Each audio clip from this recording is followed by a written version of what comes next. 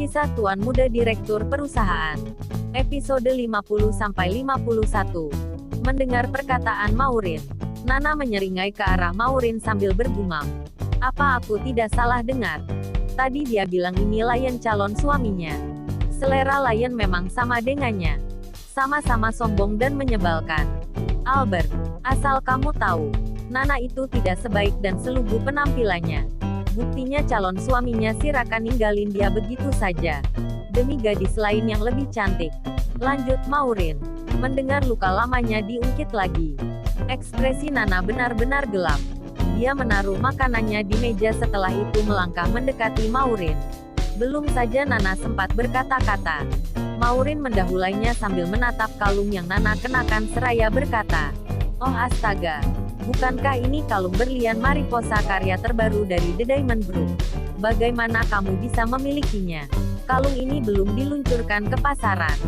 Dan harganya selangit. Apa kamu mencurinya?" Lanjut Maureen. Nana memegang lehernya dan teringat waktu Lion meminjamkan kalung itu di rumah. "Jika kamu tidak mencurinya, apa itu artinya ada yang memberikanmu? Apakah kamu wanita simpanan salah satu om-om yang ada di sini?" "Aku yakin sih benar. Karena kamu tidak mungkin berada di sini tanpa koneksi." Ucapan Maureen benar-benar membuat Nana hilang kesabaran. Nana menatap Maureen dalam-dalam dengan tatapan sinis. "Sepertinya kamu akan shock jika tahu siapa yang memberikan kalung ini padaku. Memangnya tua bangka mana yang kamu rayu?" Maureen menatap Nana dengan sinis. Nana tersenyum sambil berkata, "Ini hadiah dari calon suamiku." Mendengar perkataan Nana, Maureen tertawa, dan tanpa sadar ketawanya terdengar oleh para tamu.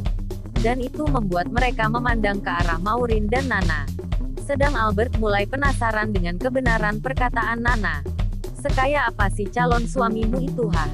Meskipun dia mampu membeli koleksi terbaru dari The Diamond, tapi dia tidak akan bisa menandingi calon suamiku," kata Maureen dengan penuh percaya diri.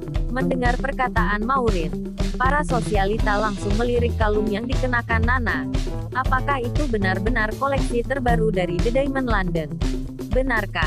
Aku pernah melihat kalung ini dipajang oleh situs resmi The Diamond. Dan ini terlihat sangat mirip. Aku dan beberapa temanku sudah lama menantikan peluncuran kalung ini. Setauku semua koleksi The Diamond jarang yang bisa menirunya. Jikapun ada yang bisa, itu tidak akan pernah persis sama. Kalung ini sangat cantik, mahakarya terbaik The Diamond. Tapi kenapa bisa dia memiliki koleksi langka ini? Apakah kamu salah satu pewaris kaya? Tanya Nona Feng pada Nana. The Diamond adalah salah satu perusahaan berlian nomor 1 di dunia. Semua perhiasannya langsung diukir oleh CEO-nya sendiri yaitu Tuan David Chaitin. Mendengar perkataan Nona Feng, semua orang menjadi penasaran. Mereka mendekat ke arah Nana. "Permisi. Saya harus pergi." Karena merasa bingung mau jawab apa, Nana mencoba kabur dari kerumunan. Namun Maureen tidak rela melepasnya begitu saja. "Nana, kenapa kamu kabur? Tadi kamu bilang itu diberikan oleh calon suamimu. Kalau iya, di mana calon suamimu itu? Dan kalau kamu tidak bisa membuktikannya, maka kamu akan dianggap pencuri," kata Maureen. Mendengar perkataan Maureen, Nona Feng mengangguk. Begitupun semua tamu juga setuju dengan kata-kata Maureen. Ekspresi Nana menjadi gelap. Dia melirik ke kanan dan ke kiri. Dan mulai frustasi. "Gadis udik, kenapa kamu diam?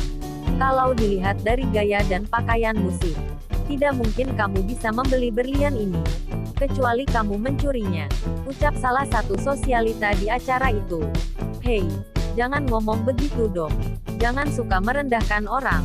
Kalian tidak tahu kan kenapa dia bisa ada di sini? Tentunya dia memiliki undangan.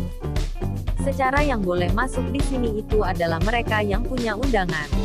Jelas Albert mencoba membantu Nana dan berdiri di samping Nana yang kebingungan dengan situasi Vini. Melihat Albert membela Nana, Maureen semakin kesal. Dia kembali menatap Nana dengan sinis. "Nana, kenapa kamu terlihat bingung?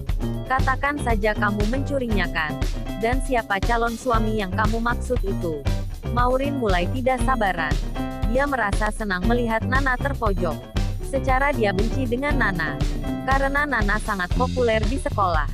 Meskipun dia berasal dari keluarga sederhana, di tengah kepanikan dan rasa malu yang ditanggung Nana, tiba-tiba terdengar suara lantang dari balik kerumunan. Calon suaminya adalah aku. Mendengar suara itu, semua orang berbalik melihat ke arah sumber suara. Tampak sosok pemuda dengan ekspresi dingin yang mempesona berjalan melewati kerumunan dan berdiri di samping Nana. Para sosialita itu tidak bisa menahan diri dari mengagumi sosok Lion. Sedang Nana hanya diam mematung sambil berpikir apakah Lion sudah gila. Kemarin di depan JH dan Raka. Tapi sekarang, dia mengatakannya lagi di depan semua rekan bisnisnya. Apa maksudnya melakukan semua ini? Lion menatap ke semua orang. Setelah itu menengok ke arah Nana dan mencium punggung tangan Nana. Setelah itu dia berkata, "Sayang, maaf aku telat. Apa yang kamu katakan? Lepasin tanganku," bisik Nana. Mendengar bisikan Nana, Lion menurunkan wajahnya tepat di telinga kiri Nana sambil berbisik, "Aku hanya ingin menyelamatkan wajah jelekmu itu. Jadi jangan dibawa perasaan. Kamu." Nana menatap Lion dengan sinis. Namun dia tidak sempat melanjutkan kata-katanya. Ketika melihat mata sebelah Lion berkedip dan tersenyum melihatnya.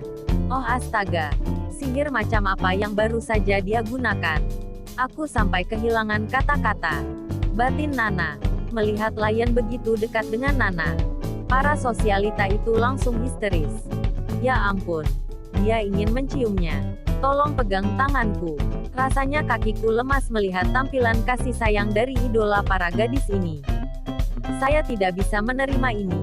Jikapun Lion tidak bisa menjadi milik salah satu dari kita, setidaknya dia bersanding dengan yang lebih cantik dan berkelas. Sedang di suatu tempat, Maureen, Heiran dan Feng Ying terbelalak tak percaya dengan apa yang mereka saksikan.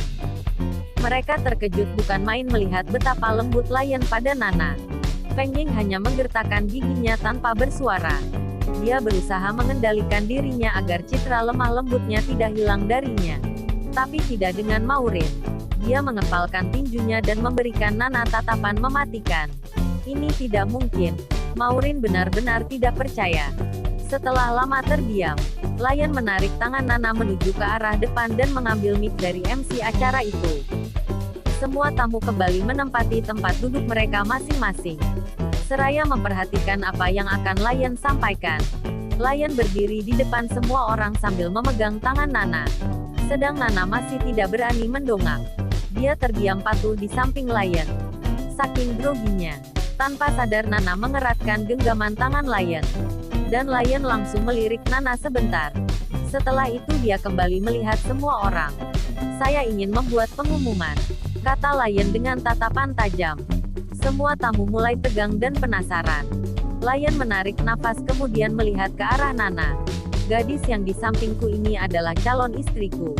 Mendengar pengumuman yang disampaikan Lion, Nana sekali lagi dibuat terkejut. Dia mendongak menatap Lion yang menatapnya penuh arti. Dia berpikir kalau Lion sedang memberikannya masalah baru. Tapi dia hanya bisa menggigit bibirnya karena tidak bisa melakukan protes di depan orang banyak.